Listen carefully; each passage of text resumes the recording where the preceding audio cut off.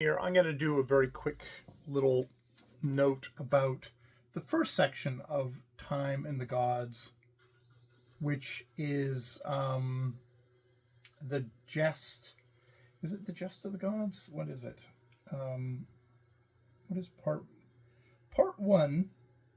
Part one, I guess it starts out with Time and the Gods, which is very much about fate and chance playing a game and not really knowing who's going to win or who's going to lose. Like, is it fate or is it chance that is going to win this? And it's the constant uncertainty of which one it is.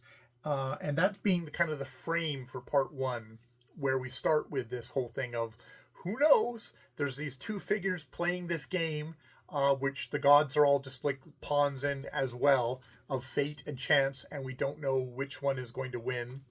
And it ends with fate and chance playing the game, and they play the game every single time, and nothing changes each time they play, which makes me think, does that mean that fate is indeed the one? Because it's the same, it's done over eons and millennia, but then when it all dies, they play the next game, it's all the same movements are done again, which would seem to mean it was fated.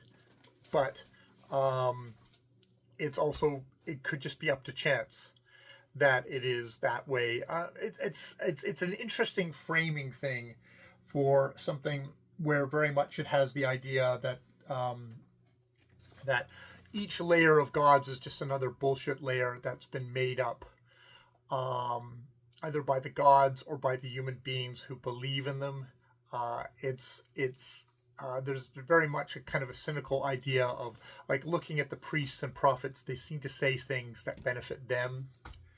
And then when you get the prophets that really look into things, they find, oh shit, I thought these were the gods, but actually there's another level up and another level up and another level up.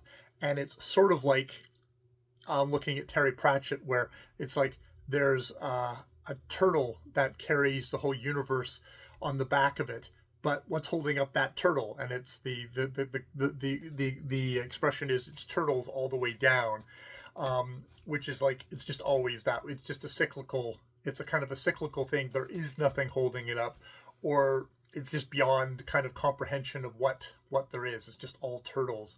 And there's that same kind of a sense, that's the Lord Dunsany influence on Terry Pratchett, of it's all turtles, and it's just all fate and chance playing a game, and they play it over the millennia, and they just play the game again and again and again and again.